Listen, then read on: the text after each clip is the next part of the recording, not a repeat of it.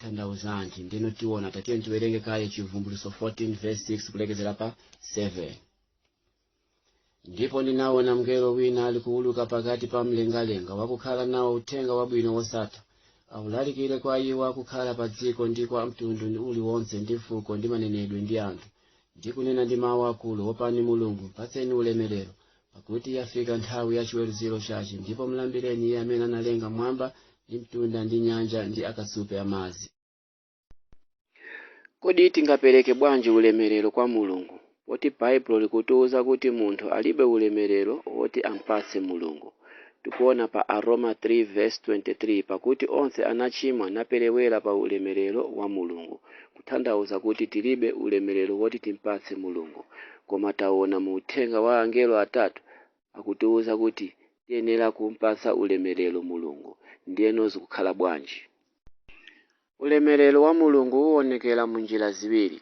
Munjira yoyamba tione momwe ana Israeli mosogozedwa ndi Moses atapita pa phiri la Sinai, akuti Mulungu anaonekera kwa ana Israeli muziphaliwali, ndi pakuti phiri linagwedezeka, kunali mabingu, kunali zivomezi, ndipo mtambo unaphimba phiri lonselo. Ndipo tikawerenga mu Exodo 24 verse 15 kulekezera 17 akutero mawu, ndipo Mose anakwera mphirimo ndi mtambo unaphimba phirilo, ndipo ulemerero wa Yehova unakhalabe pa phiri la Sinai ndi mtambo unaliphimba masiku 6, ndipo siku lachisanu ndi chiwiri iye ali mkati mwa mtambo anayitana Mose, kutiuza kuti mtambo unaphimba phirilo, kutanthauza ulemerero wa Mulungu unalipo pamalopo.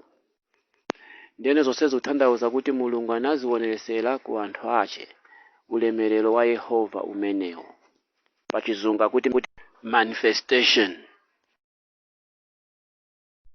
Ndipo Moses mokhala chisazo cha Yesu Khristu amene anali kubwera pasogolo pache, ndipo Mulungu analankhula ndi Moses natere. Deuteronomy 18:18 ndidzawaukitsira mneneri wa pakati pa abale awo wonga iwe, ndipo ndidzampatsa mawu anga mkamwa mwace, ndipo adzanena nawo zonse ndimuuzazi. Ndipo inadzafika nthawi pomwe Moses ankalankhula ndi Mulungu, ndipo Moses anapempha Mulungu kuti amuonetsere ulemerero wace. Iye Moses ankafuna kuti adziwe kuti ulemerero wa Mulungu ndi wotani. Iyi inali nthawi yakaleyo yomwe Moses ankasogolera ana Israeli mu chipululu pa phiri la Mount Sinai, ndipo Moses anapempha Mulungu kuti amuonetsere ulemerero wake. Exodo 33 verse 18 ndionetsenitu ulemerero wanu. Ndipo Yehova anayankha Mose nati pa 19 verse, ndidzapititsa ukoma wanga wonse pamaso pako, ndipo ndidzatchula dzina la Yehova pamaso pako, ndipo ndidzachitira ufulu amene ndidzamuchitira ufulu, ndi kuchitira chifundo amene ndidzamuchitira chifundo.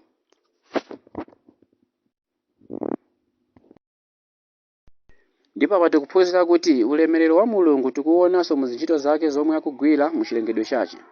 Mulungu ndi wachifundo, ndipo ndi wachisomo, ndi wolekereza, ndi wochuluka osasowa kanthu, ndipo ndi wokhululuka, akhala kutikhululukira nthawi zonse m'machimo athu. Ndipo zonsezi tikasata njira yache yabwinoyi, ulemerero wa Yehova utha kuoneka mwa mchilengedwe. Ndiko kupereka ulemerero kwa Yehova kumatelo. Ndipo Moses anaonetsedwa ulemerero wa Yehova iye atampempha Mulungu kuti auone. Tikupitira pa Exodo 34 verse 5 kulekezera 7. Ndipo Yehova anatsika mu mtambo nayimapo pamodzi ndi iye, nafuwula dzina la Yehova, ndipo Yehova anapita pamaso pache. Nafuwula, Yehova, Yehova, Mulungu wachifundo ndi wachisomo, wolekezera ndi mwa ukoma mtima, wochuluka ndi wachoonadi. Tikuphunzira kuti ulemerero wa Yehova unaonetsedwa kwa Moses. Kodi unali bwanji? Taona kuti wachifundo, wachisomo, wokhululuka, wachoonadi, kutanthauza kuti ulemerero wa Yehova ndi makhalidwe. Ndi makhalidwe omwe anaonetsedwa kwa Moses. Mulungu ndi wachifundo, ndi wachoonadi, ndi wokhululuka. Ndiyeno anthu a Mulungu tikakhala ndi mkhalidwe umenewo, poti Mulungu analenga munthu mu chifaniziro chache. Ndipo tikatenga zonsezo tizikhale mu mtima mwathu, tikhale wokhululuka, tikhale wachoonadi, ndipo tikhale wachisomo pokhala. Uko ndiko kupereka ulemerero kwa Yehova. njira yachiwiri ino omwe tikuphunzirayi. Zakumwamba zimalalikira ulemerero wa Mulungu, ndipo nthambo liwonetsa ntchito ya manja ace. Tikumonanso ulemerero wa Mulungu muzolengedwa zake, muzinyenyezi, mudzuwa, mitambo zikulengalenga mwamba. Kodi ndi dzanja la ndani limene likugwira zinthu izi kuti zisagwe? Tikuona ulemerero wa Mulungu muzolengedwa zake. Yohane 13:31 Yesu ananena, tsopano walemekezeka mwana wa munthu, ndipo Mulungu walemekezeka mwa iye. Tikuona ulemerero wa Mulungu mu imfa ya Yesu Khristu, anafa opanda machimo. Ndiponso mwa ife lero tikafa mwa Yesu Khristu, ndikupereka ulemerero kwa Ambuye, chifukwa pazakhala chiwuka, pazakhala umoyo osatha msogolomo. Ngakhale Satana atizunze atiphe, koma tikafa mwa Mulungu, ulemerero uperekedwa kwa Mulungu, chifukwa azatiusa ndipo Mulungu azaziwika, azakwezedwa, ife tizakhala otsitsika. Ulemerero tiupereka kwa Mulungu tikakhala ndi chikondi, ndi mtendere, kuleza mtima, kukhala ndi chikhulupiriro, kukhala ndi chimwemwe, chifundo, kukoma mtima, chifatso, chiletso. Ndipo zonsezi zikakhala mu mtima mwathu, ulemerero ndiwo tikuupereka kwa Mulungu Atate mwini. Ndizo zipatso za uzimu akutiuza malemba. Agalatiya 5:22 kulekezera pa 25, kupereka ulemerero kwa Yehova. Koma chipatso cha mzimu ndicho chikondi, chimwemwe, mtendere, kuleza mtima, chifundo, kukoma mtima, chikhulupiriro, chifatso, chiletso. Pokana zimenezi palibe lamulo, koma iwo a Khristu Yesu adapachika thupi ndi zokhumba zace ndi zilakolako zace. Ngati tili ndi moyo ndi mzimunso tiyende, tisakhale ozikuza, ousana, akuchitirana njilu. Chivumbulutso 18:1 Ndipo ndinaona mngelo wina wakutsika mwamba wakukhala nawo ulamuliro waukulu, ndipo dziko linawunikidwa ndi ulemerero wace. Ndipo tinaphunzira kuti masiriziro a nthawi kuzakhala ulemerero wa Mulungu kuzera mu anthu ake, ndipo uzafalitsidwa dziko lonse. Zikathapopo ufumu wa Ambuye uzafika, ndipo ulemerero wa Ambuye uzakhala mu anthu ake. Akorinto wachiwiri chapter 3:18 Koma ife tonse ndi nkhope yosaphimbika popenyerera monga mwakalilole ulemerero wa Ambuye, tisandulika mchithunzithunzi chomwechi kuchokera ku ulemerero kunka ku ulemerero.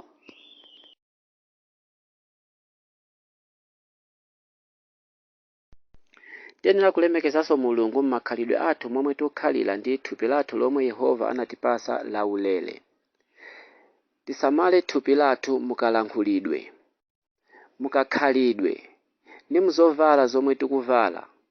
Kodi zikulemekeza Mulungu? Tilemekezenso Mulungu muzakudya zomwe tikudya zosayenera, zomwe sizikupereka ulemerero pamaso pa Mulungu. Tate tiwerenge 1 Korinto chapter 6:19 kulekezera pa 20. Kapena simuziwa kuti thupi lanu lili kachisi wa Mzimu Woyera amene ali mwa inu, amene muli naye kwa Mulungu, ndipo simukhala a inu nokha, pakuti munagulidwa ndi mtengo wace wapatali. Chifukwa chache lemekezani Mulungu mthupi lanu. Tiyenera kumuyemekeza Yehova. Yesu Khristu anabwera kuzatifera kuti ife tikhale amoyo. Kupitirira ndi Akorinto yomweyi woyamba, pano ndili pa chapter 10:31 kunena momwe tingakhalire ndi tempili la Yehova lomwe ndi thupi lathu tinapasidwa. Pa verse 31 chifukwa chache mungakhale mudya, mungakhale mumwa, mungakhale muchita kanthu kena, chitani zonse ku ulemerero wa Mulungu. Kutanthauza kuti muchakudya chomwe tikudya, muzakumwa zomwe tikumwa, mukavalidwe, mukalankhulidwe ndi anzathu, kakhalidwe konse kapeleke ulemerero kwa Yehova. Ngati sizigwirizana tikepo question mark tizifunse, ndipo tipemphe Mzimu wa Yehova utiphunzitse ndipo tisogolere. Kupereka ulemerero kwa Mulungu titha kuphunzira bwino kuona mu umoyo wa Moses, yemwe anali chinsazo cha Yesu Khristu amene anali kubwera pasogolo pake. Ndipo tikuona kuti Moses anazabadwira mu Egypt, anakhalako zaka 40, ndipo anaphunzira life yonse ya ku Egypt, ndipo anaphunzitsidwa dakali mwana za mawu a Mulungu. Ifenso tiyenera kuphunzitsa ana athu, nafenso tiziwe mawu a Mulungu takhale m'mathupi mwathu. Kunazapezeka kuti Moses anazathawira ku malo ena otchedwa Midiani. Pomwe Moses ankafunidwa, iyeyo anazapha munthu, ndipo anathawira ku Midiani anadzakhalako zaka 40, koma kumeneku anali m'busa wa nkhosa. Ndikumene Ambuye Yesu Khristu anamuwuza kuti abwerere ku Egypt akatenge ana a Israeli. Atapita ku Egypt anayendanso zaka 40 years muchipululu pomwe ankalankhula ndi Mulungu, ndipo iye anali wozichepesa ngakhale ana a Israeli ankamulilira ankamunena izi ndi izi kuti wabwera kuti uzatiphere muno muchipululu, koma iyeyo sizinamkwiyise, amangozipepusa iye kwake ndi kupemphera. Ndi ifenso tiyenera kupemphera kwa Yehova, kuziwa Yehova, kupereka ulemerero. Tingaphunzire mu Baibulo kawiri tiyeni tilowe mu Baibulo, ngakhale mkati mwa wiki, during the week tiyeni tipange study Baibulo, osati kungowerenga pa weekend yokha tikamapita ku chalichi. Zisakhale choncho. Tikuonanso ulemerero wa Yehova mu mwana wake Yesu Khristu. Iye ntchito yake kawiri kunali kupemphera. Sometimes ankasiya ophunzira ake iye kumapita kumadera ena kwa itolo kumapiri kukatamanda Yehova, ndipo tikatero ulemerero wa Yehova uzaoneka mukukhala mwathu. Ndiyeno posiriza ano tiyeni tiwerenge phunziro lathu lomwe tikuliphunzira chivumbulutso 14 verse 6 kulekezera 12. Ndipo ndinaona mngelo wina ali kuuluka pakati pa mlengalenga, wakukhala nawo uthenga wabwino wosatha, awulalikire kwa iwo akukhala pa dziko ndi kwa mtundu uliwonse ndi fuko ndi manenedwe ndi anthu. Ndikunena ndi mawu akulu, wopani Mulungu, mpatseni ulemerero, pakuti yafika nthawi ya chiweruziro chake. Ndipo mlambireni iye amene analenga mwamba ndi mtunda ndi nyanja ndi akatsupe amadzi. Ndipo anasata mngelo wina msache ndi kunena, wagwa Babulo waukulu umene unamwetsako mtundu yonse ku vinyo wa mkwiyo wace wonyansa. Ndipo anawasata mngelo wina wachitatu nanena ndi mawu akulu, ngati wina alambira chilombocho ndi fano lake nalandira lemba pa mphumi pake kapena pa dzanja lake, Yesu alamwako ku vinyo wa mkwiyo wa Mulungu wokonzeka wosakaniza mchikho cha mkwiyo wace. Ndipo azazunzika ndi moto ndi wasafu pamaso pa angelo oyera mtima ndi pamaso pa mwana wa nkhosa. Ndiyeno tikuphunzira one by one. Tiphunzira one by one. Poyamba tinayamba ndi uthenga wabwino wosatha chithandauzanji, nanga angelo akuuluka mwamba chiyimira chiyani. Lero taphunzira kuti kuopa Mulungu chithandauzanji. Nazaphunzira kuti tizaphunziranso phunzira tikubwera kuti Babulo akuyimira chiyani, nanga mowa wa ku Babulo uyimira chiyani. Zonsezi tikuphunzira one by one. Mulungu akudaliseni akhale